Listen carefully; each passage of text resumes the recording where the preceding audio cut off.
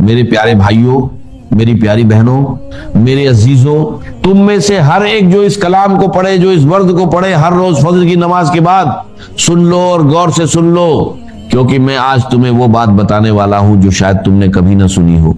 और जब तुम सुनोगे तो तुम्हारी रात बदल जाएगी, तुम्हारा दिल बदल जाएगा, तुम्हारी जिंदगी बदल जाएगी, तुम्हारी तकदीर बदल जाएगी। और तुम उस दिन को अपनी आंखों से देखोगे जब तुम कहोगे कि ये वो घड़ी थी जिसने मुझे नया इंसान बना दिया। ये वो वक्त है जब खुदा पाक अपने फरिश्तों को हुक्म देता है, जाओ और इस बंदे के घर को भर दो, इसकी जिंदगी को भर दो, इसके नसीब को भर दो, इसके रिज़्क़ को भर दो, इसके दिल को सुकून से भर दो और इसके घर को रहमत से भर दो। और फिर वो फरिश्ते रुक जाते हैं, ठहर जाते हैं, कहीं और नहीं जाते, क्योंकि उन्हें हुक्म मिला होता है कि इस बंदे के पास खड़े रहो, इसके लिए दुआ करो, इसके लिए रहमत मांगो, इसके लिए बरकत तलब करो, इसके लिए आसमान की तरफ हाथ उठाओ।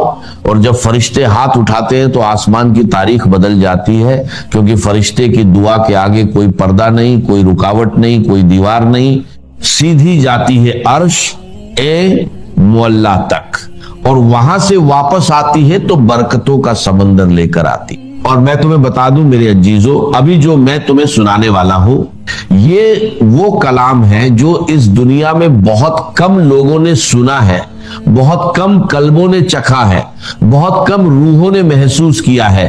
और जब तुम सुनोगे तो तुम रात को सो नहीं पाओगे, लेकिन ये परेशानी की वजह से नहीं होगा, बल्कि तुम्हारा दिल तुम्हें कह रहा होगा, उठ, इसे पढ़, इसे पढ़, इसे पढ़, क्योंकि ये तेरा मौका है, ये तेरी घड़ी है, ये तेरी मंजिल है, ये तेरी जीत का सुबह है, ये तेरी कामयाबी का दरवाजा है। और अगर तूने इस दरवाजे को खटखटाया तो मालिक कायनात खुद तेरे लिए दरवाजा खोलेगा, वो दरवाजा जो तू समझता था कि हमेशा के लिए बंद हो गया।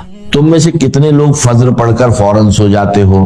कितने लोग फजर के बाद मोबाइल उठा लेते हो और इस कीमती वक्त को बर्बाद कर देते हो? कितने लोग ये नहीं जानते कि फजर के बाद के ये चंद लम्हात, ये चंद मिनट, ये चंद सांसें तुम्हारी पूरी जिंदगी बदल सकती हैं, तुम्हारी पूरी तकदीर का रुख मोड़ सकती हैं, तुम्हारे घर की तंगी को फराखी से बदल सकती हैं, तुम्हारे दिल की बेकरारी को सुकून से बदल सकती हैं। खुदा की कसम, फजर के बाद आसमान के दरवाजे खास तरीके से खुलते हैं। ये वो वक्त है जब खुदा रिज़्क़ तकसीम करता है, ये वो वक्त है जब फरिश्ते जमीन पर नाजिल होते हैं, ये वो वक्त है जब अगर तुम सही कलमात पढ़ो, सही दिल से पढ़ो, सही नीयत से पढ़ो, अपनी पूरी जात को इस वक्त में डुबो दो, अपनी पूरी हस्ती को खुदा के सामने पेश कर दो, तो खुदा पाक खुद अपने फरिश्तों को हुक्म देता है कि जाओ और इस बंदे के घर को भर दो, इसकी जिंदगी को भर दो, इसके नसीब को भर दो, इसके रिज़्क़ को भर दो, इसके दिल को सुकून से भर दो, इसकी रूह को नूर से भर दो, इसकी फिक्र को तस्कीन से भर दो और इसकी दुआओं को कबूलियत से भर दो। और मैंने ये अपनी आंखों से देखा है, खुदा की कसम, जो बड़ा है, जो बरतर है, जो सब कुछ देखता है और सब कुछ सुनता है। मैं वो औरत थी जो फज्र पढ़कर फौरन सो जाती थी। मुझे कभी अंदाजा नहीं था कि फज्र के बाद के ये लम्हात मेरी तकदीर बदल सकते हैं, मेरी जिंदगी पलट सकते हैं, मेरे दरिया इस जिंदगी को मोड़ सकते हैं। मैं सोचती थी कि मेरी तकदीर में जो लिखा है वही होगा, मेरा रिज़्क़ जितना है वही रहेगा, मेरी जिंदगी जैसी चल रही है वैसी ही चलती रहेगी। लेकिन फिर वो दिन आया जब मुझे ये वर्द मिली, वो कलाम जो फजर के बाद पढ़ा जाता है तो आसमान हिल जाता है, फरिश्ते कांप जाते हैं, अर्श हिल जाता है, रहमत की बारिश हो जाती है और खुदा पाक मुस्कुराता है अपने बंदे पर। मैंने पहले दिन पढ़ा, कुछ नहीं हुआ, मैंने सोचा कि शायद मुझसे कोई खता हो गई। दूसरे दिन फिर पढ़ा, मेरे दिल में एक सुकून आया जो मैंने कभी महसूस नहीं किया था। मेरे दिल की धड़कन बदली, मेरी सांसें बदली, मेरा अंदाज फिक्र बदला। तीसरे दिन पढ़ा और खुदा की कसम, रिज़्क़ आया ऐसी जगह से जिसका मैंने कभी तसव्वुर भी नहीं किया था, उस जगह से जहां मैंने कभी उम्मीद नहीं रखी थी, उस रास्ते से जो मेरे लिए बंद लगता था। और उस दिन से आज तक मैंने तंगी नहीं देखी, मैंने किसी के सामने हाथ नहीं फैलाए, किसी से मदद नहीं मांगी, किसी से शिकवा नहीं किया, किसी से गिला नहीं किया, क्योंकि खुदा ने मेरे लिए ऐसे दरवाजे खोले जिनका मुझे इल्म नहीं था कि वो मौजूद हैं।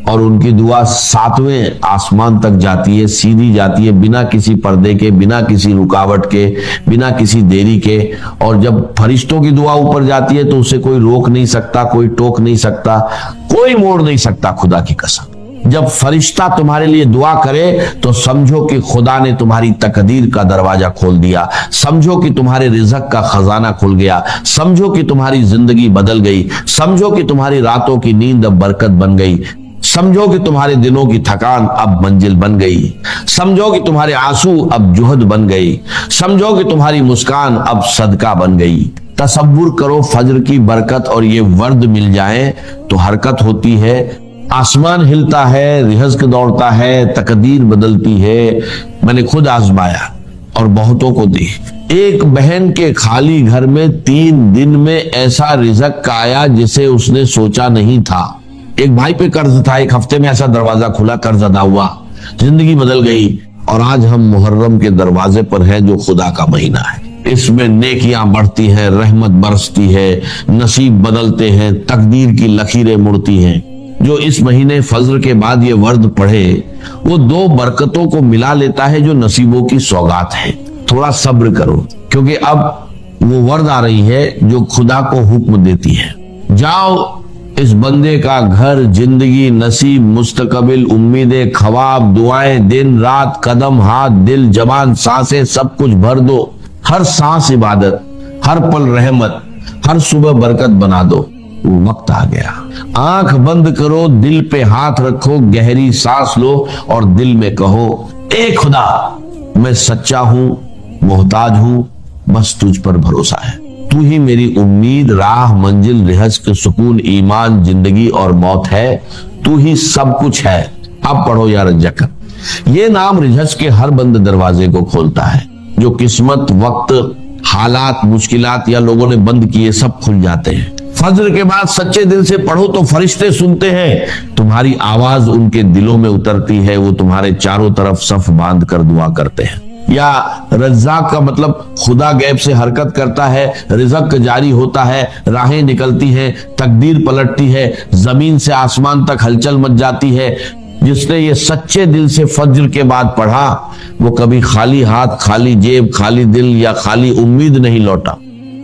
یا کچھ اور لوگ ہیں، کسی نے میرے گھر کو فرض کیجئے کہ کوئی نقصان پہنچانا چاہا ہے، اس نے کام کیا ہے، کسی نے مجھے اٹھا کے پتھر دے مارا ہے، تو یہ سارے فیکٹرز ہیں، لیکن یہ شے بالفعل مجھ پر نہیں وارد ہو سکتی اگر اللہ کا اذن نہ ہو۔ لاکھ سارے اسباب و وسائل ہوں اور لاکھ ساری دنیا، ایک حدیث میں الفاظ آتے ہیں کہ اگر جان لے حضرت عبداللہ ابن عباس، علم ان الامت لو اجتمعت، کہ اگر پوری قوم جمع ہو جائے کہ تمہیں کوئی فائدہ پہنچا دے، نہیں پہنچا سکتا مگر اس بات کا جو اللہ نے تمہارے لیے طے کر دی۔ اور اگر پوری قوم مجتمع ہو جائے تمہیں کوئی نقصان پہنچا دے، نہیں پہنچا سکتا۔ تو یہ اسباب و وسائل جو مجھ پر آ رہے ہیں، ان میں جو ہے فیصلہ کن اذن رب ہے۔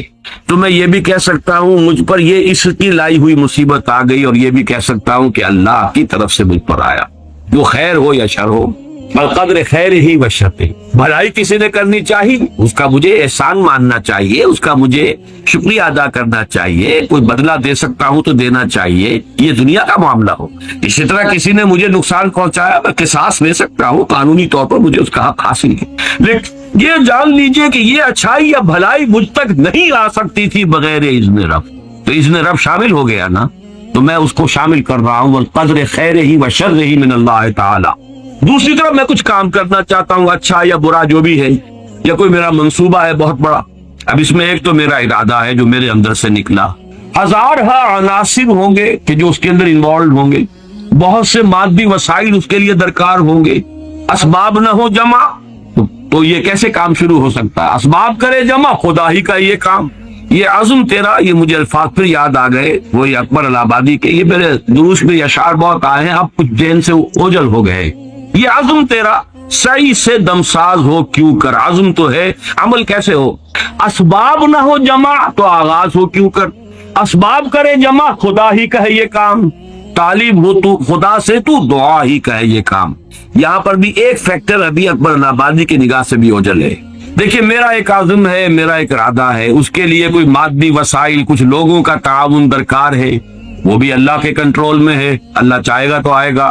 پھر بالآخر کسی شے کا پورا ہو جانا، آخری درجے میں پھر اللہ کے اذن کا طالب، یہاں تک کہ حضور نے فرمایا کہ جو لقمہ بھی ابن آدم کے حلق سے نیچے اترتا ہے، اب وہ سارا آپ نے اس کے لیے کمائی کی، محنت کی، وہ کھانا پک گیا، آپ کی اہلیہ نے پکا لیا گھر پہ، اب یہ لقمہ اتر رہا ہے، اس وقت بھی اللہ سے اذن چاہتا ہے کہ میں اس کے حق میں غذا کا کام دوں یا زہر بن کر لڑوں۔ لہذا میں یہ بھی کہہ سکتا ہوں کہ یہ کام اس طرح ہو گیا، میرے کرنے سے ہو گیا، ان اسباب سے ہو گیا، ان مددگاروں کی مدد سے ہو گیا، اور یہ بھی کہہ سکتا ہوں کہ یہ کام میں نے نہیں کیا، اللہ نے کیا۔ صرف جو ہمیں تلقین کی گئی ہے وہ یہ ہے، خیر وجود میں آ جائے تو اسے اللہ کی طرف منسوب کرو۔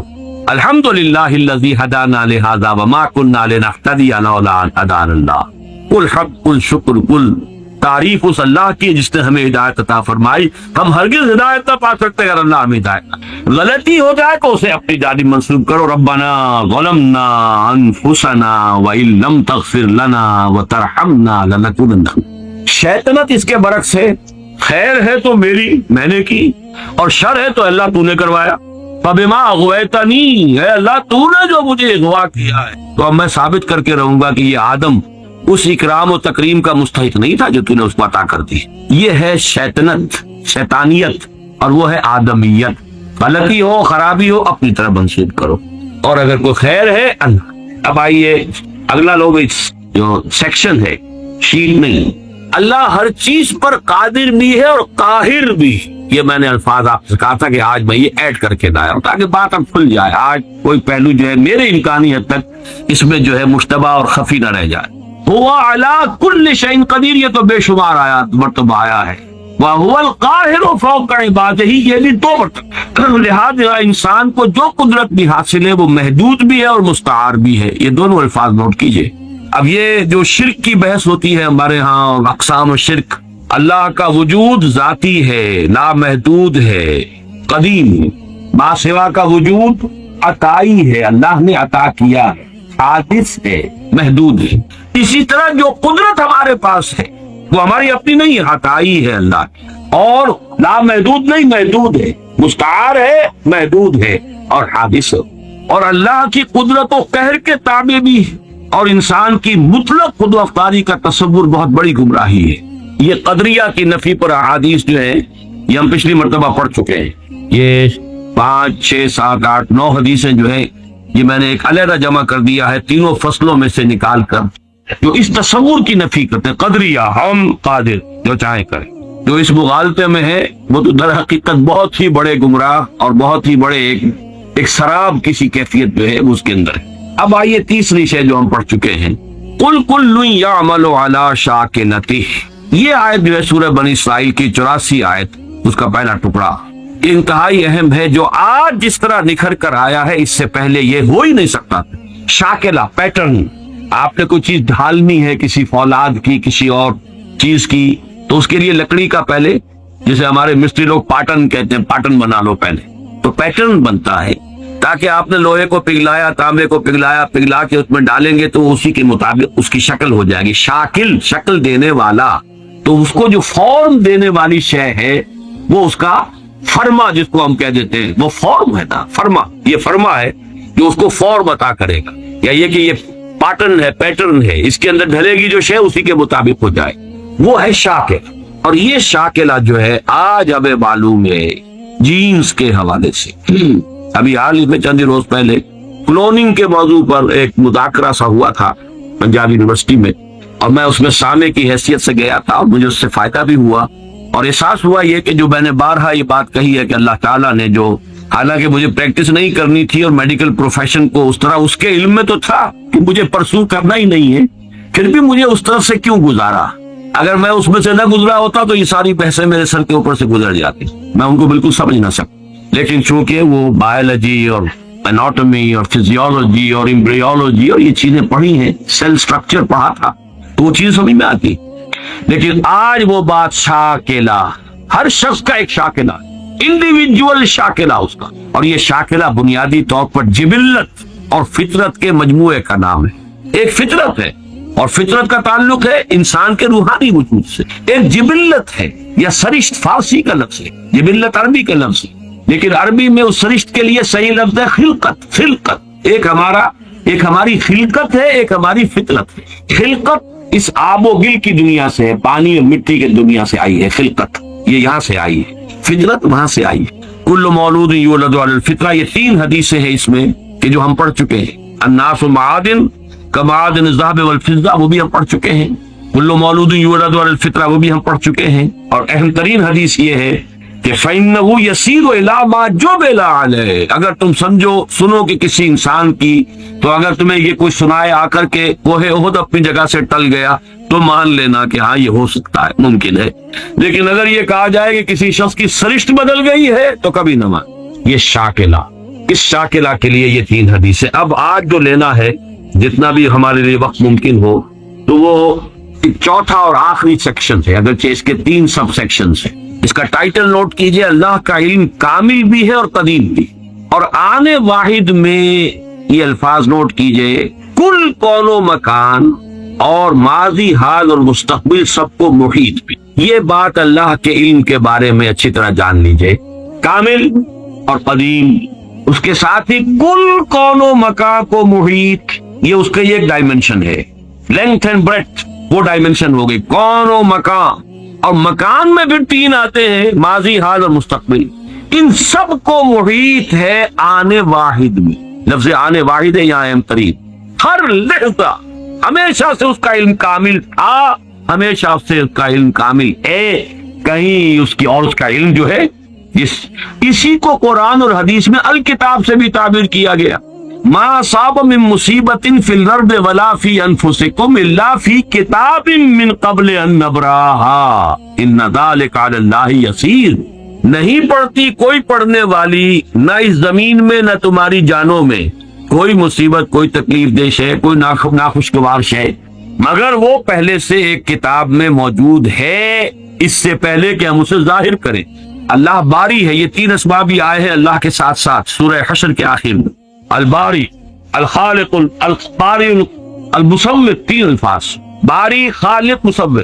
باری کسی شے کو ظاہر کرنا، اور اس میں فلسفہ یہ ہے، یہ پھر علم کلام کی بحثیں ہو جائیں گی کہ دیکھیے کوئی شخص، کوئی آرکیٹیکٹ ہے، اس کے دماغ میں پہلے ہوئیولا بلڈنگ کا بن جاتا ہے، تب وہ پینسل اٹھاتا ہے، اس کا اسکیچ بناتا. یہاں بن چکی ہے بلڈنگ، یہاں کانسیپٹ آ چکا ہے، دماغ میں ہے.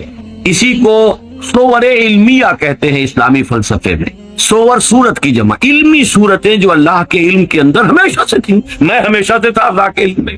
کیا ممکن ہے کہ علم الہی پر کوئی لحظہ ایسا گزرا ہو کہ جس میں میں موجود نہ ہوں، کہ آپ موجود نہ ہو؟ ذرا کبھی اس کے تصور کریں گے، مراقبہ کریں گے تو بڑا یوفوریا ہو جائے گا ایک دم. پھر سبحانی معظم شانی بھی آپ کی زبان سے نکل سکتا ہے. میں تو ہمیشہ سے اللہ کے علم میں ہوں. اس اعتبار سے میں خود بھی علمی اعتبار سے ہمیشہ سے موجود. ہاں ایک وقت میں صرف اللہ کے علم میں تھا، اس کے بعد اللہ نے مجھے ظاہر. هو اللہ الذی لا الہ الا هو الملک القدوس السلام المؤمن المہیمن العزیز الجبار المتکبر سبحان اللہ عما یشرکون. هو اللہ الخالق البارئ المصور له الاسماء الحسنى. تخلیق ذہنی پہلے ہے، وہ تخلیق ذہن میں بنتی، علم الہی میں صور علمیہ کی شکل میں موجود تھی. اب باری، برا، اس کو ظاہر کیا، اس کو نمایاں کیا، وہ باہر آیا، اور اب اس کو تصویر کی شکل عطا کی گئی. یہ تصویر اور تصویر ایک ہی لفظ ہے. خلق فسوى والذی قدر فہدى. تو اس الکتاب میں جو کچھ لکھا ہوا موجود ہے، اس میں درج کوئی شے غلط نہیں ہو سکتی. کیا اللہ کا علم کسی مرحلے پر جا کر غلط ثابت ہو سکتا؟ معاذ اللہ. اب ان 2 چیزوں کو ذہن میں رکھیے علم کے حوالے سے. اور تقدیر کا اصل مسئلہ جو ہے، جو الجھتا ہے، وہ اس مسئلے کو نہ سمجھنے کی وجہ سے. لیکن جو الفاظ لکھے ہیں آخری اس کو نوٹ کیجئے. البتہ اللہ کا یہ علم قدیم و قطعی، قدیم بھی ہے، قطعی ہے. پری نالج، جبر محض، یعنی پری ڈیسٹینیشن. یہ فیٹرلزم جس کو کہتے ہیں، فیٹرلزم، ہر چیز پہلے سے طے ہے، متعین ہے، طے ہے، اور ہمارے ہاتھ میں کچھ نہیں، ہم کچھ نہیں کر سکتے.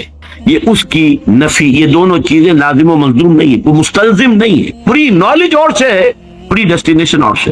اس کے درمیان اگر آپ ستے امتیاز کھینچ دیں گے تو کبھی کوئی تشویش نہیں ہے. چاہے بحث میں الجھ جائیں، اگر کوئی آپ کو الجھائے، اس کا تو نتیجہ یہ نکلتا ہے، تو اس کا تو یہ نتیجہ نکلتا ہے، تو اس سے یہ لازم آتا ہے، وہ پھر الجھ جائے گی.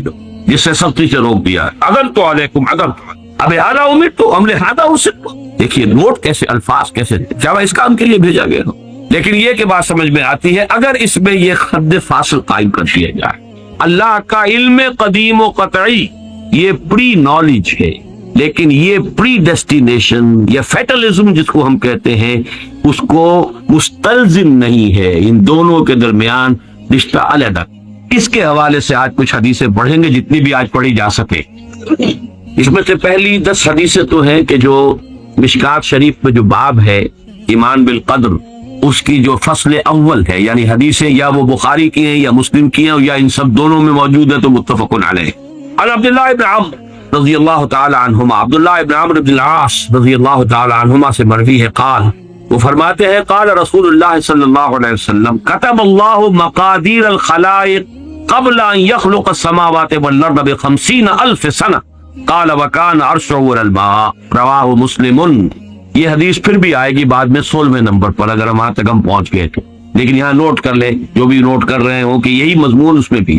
حضرت عبداللہ ابن عمر فرماتے ہیں کہ اللہ تعالیٰ نے آسمانوں اور زمین کی تخلیق سے 50,000 سال قبل تمام مقادیر لکھ دی تھی. وَكَانَ عَرْشُهُ عَلَى الْمَاءِ اس کو ابھی ہم بالکل نہیں سمجھ سکتے. یہ وہ ہے کہ جس کو ہم کہیں گے کہ یہ جس کو متشابہات میں سے شمار کیا. لیکن دیکھیے یہاں جو بات سمجھنے کی ہے موجودہ سائنس کے اعتبار سے، سائنس جہاں تک ہمیں آج لے کر گئی ہے وہ بگ بینگ تو سمجھتے ہیں بس that is the beginning of the creation. That is wrong. That is the beginning of the second phase of the creation. The material world started with the big bang. اس سے پہلے spiritual world، عالم ارواح، عالم امر کہیں، عالم ارواح کہیں، جو کل کا کل نورانی تھا. ارواح انسانیہ، ارواح ملائکہ تو خود ہے ہی مجسم ارواح یہ موجود اور وہ نورانی ہے. اس کے بعد بگ بینگ کا مرحلہ آیا، اس کے بعد میٹیریل ورلڈ، سماوات والارض جس کو قرآن کہتا ہے وہ ورلڈ آف میٹر.